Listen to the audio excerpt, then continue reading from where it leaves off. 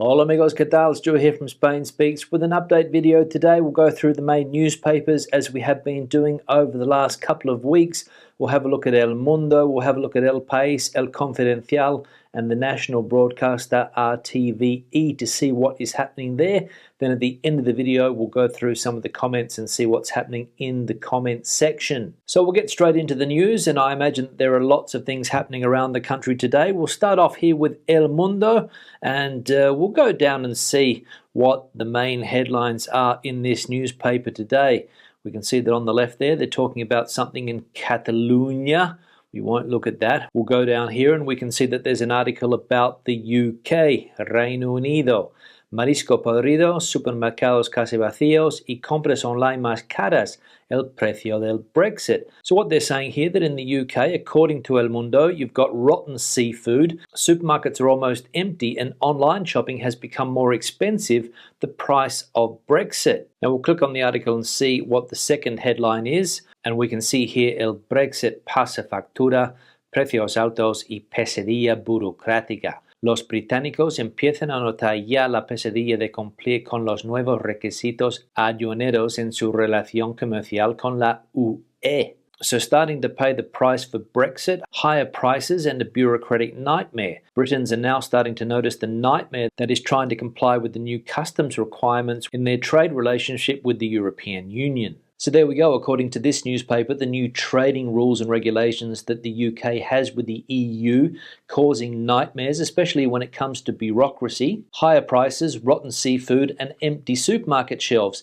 Is that a true reality of what is happening in the UK at the moment? Let us know in the comment section below. Now we'll go back into El Mundo now, and there's a new headline here, Relevo en sanidad, todos los grupos reprochan la desesperación del gobierno y la fuga de ella en plena tercera ola. So a handover in the health department, because remember that Mr. Iya, the current health minister, is leaving his position, so they're going to substitute him with another person soon. Todos los grupos reprochan la desaparición del gobierno y la fuga de ella en plena tercera ola. So all of the political groups condemn the fact that the government is missing and Mr. Iya is abandoning his position in the middle of the third wave. La fuga. Now normally you would associate that word with some type of leak, or perhaps there is a fuga from a prison escape, but I think the best translation here would be that Mr. Iya has abandoned his post, gone missing, and of course now he's going to become the candidate in Catalonia for their regional elections in a few weeks' time. So the opposition political groups here in Spain not happy and accusing the government of being missing at the moment in the middle, as I just said, of the third wave. Now we'll leave El Mundo now and we'll see what's happening on the other side of the political spectrum in El Pais. And we can see here that the main article on the left of the paper is Illa dejará sanidad este martes para centrarse en la campaña del 14F. So Health Minister Illa will leave that position this Tuesday in order to concentrate on the political campaign in Catalonia. As we can see there, the elections are scheduled for the 14th of February. So the news again today focusing on Mr. Illa. He's been a bit of a controversial character over the last year or so. A lot of people accusing him of not doing his job correctly, obviously leaving the ship now and going to become the candidate there in Catalonia, and they think they have a pretty good chance of winning that election. There is a so-called Illa effect. He has a very high public image at the moment, and that media presence that Mr. Illa has at the moment is enough, according to the socialists, to get him elected on the 14th of February. So we'll wait and see what happens there, because there is still a fairly big chance that those elections are going to be cancelled because of the current health situation in Catalonia. So we'll wait and see what happens with regard to that. Now we'll go back into El Pais here and we'll have a look at this other main article here, España territorio narco. So obviously talking about there some of the problems that the country currently has with drug trafficking. There's an area in the south of the country very close to Gibraltar that has a serious problem at the moment with drug trafficking. Marijuana that comes across the Gibraltar Strait from Morocco, and of course it lands there in that Campo de Gibraltar area, La Línea de Concepción, down there in Cadiz,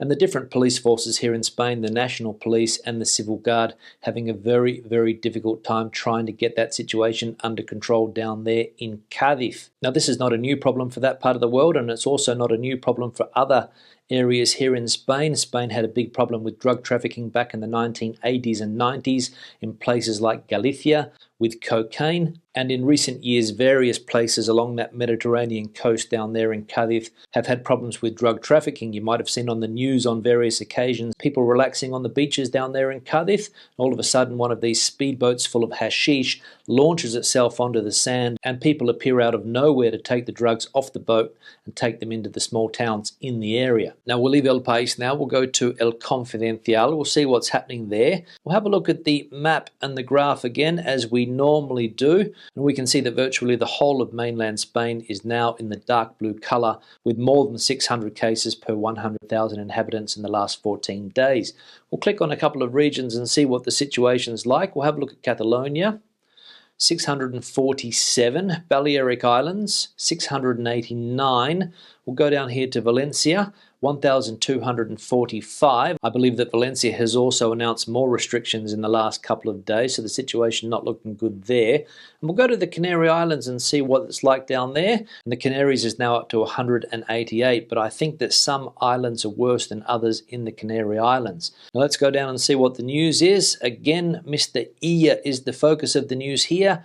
Toda la oposición exige que ella comparezca sobre la tercera ola antes de dejar sanidad. So all of the opposition groups are demanding that Mr. Illa make an appearance and give us information about the third wave before he leaves his position as the Minister of Health. Now we'll leave El Confidencial, we'll have a look at the national broadcaster RTVE, see what's happening there. Again, Mr. Illa on the front page here. Illa dejará mañana, so tomorrow is going to be his last day. And we can see here this article, La presión hospitalaria se dispara y supera los datos de la primera ola en varias comunidades. So what they're saying here, that hospital pressure has gone through the roof in recent times, and the data now is worse than during the first wave of the coronavirus back in March in various autonomous communities around the country. Now we'll keep going down and see if there's any more information here that could be of use.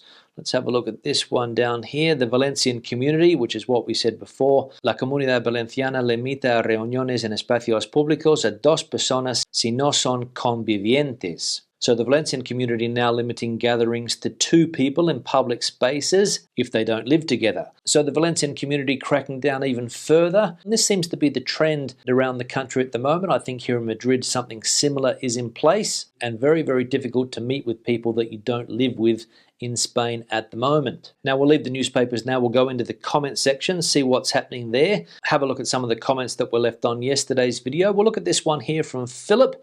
I know advertised salaries say between 900 and 1,200 euros, but as we know, they are normally paid 14 times a year. Minimum wage is low, agree, and prices vary depending on where you live.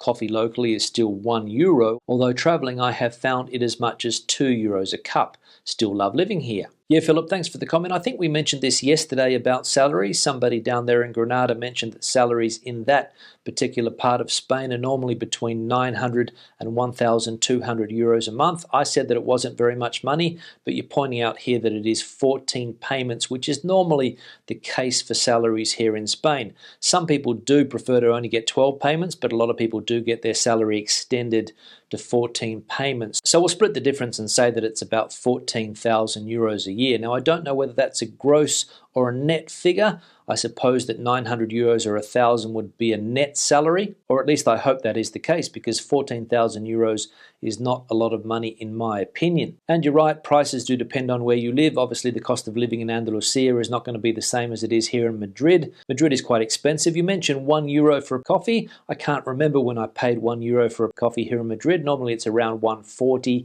150, 160 depending on where you go.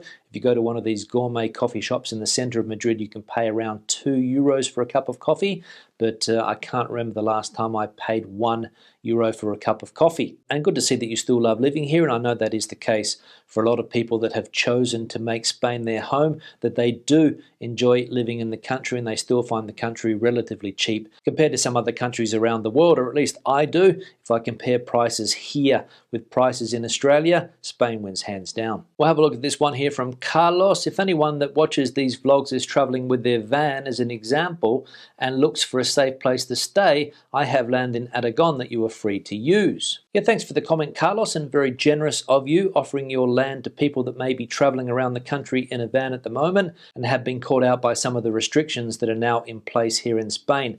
Not easy to travel around the country at the moment, unfortunately, but I know that there are people traveling around the country in vans. You only have to watch their videos on the internet to realise this. A few people have gone back to the UK. Obviously that December deadline forced a few people to go back, but I know that there are still people travelling around, and Carlos here offering his land in Aragon should you be looking for a place to pitch tent for a couple of days. And we'll look at one final comment, this one from Graham. Spain has no choice but to open up in the spring. The lack of revenue from tourism will lead to economic meltdown and revolt. Same applies to other EU countries that have a major tourist industry. Yeah, Graham, thanks for the comment. Obviously referring to what we mentioned yesterday, that there was a bit of a misunderstanding between the Prime Minister Sanchez and the Tourism Minister Ms. Maroto. Mr. Sanchez said that he didn't expect tourism to be back to normal until after the summer, and then of course Ms. Maroto came out and said that she expects tourism to be up and running around spring. And to be honest, I've got no idea. It's anybody's guess as to when tourism will again open in this country to foreign visitors, and at the moment the majority of the country is not even open to local visitors. So for example, if I wanted to go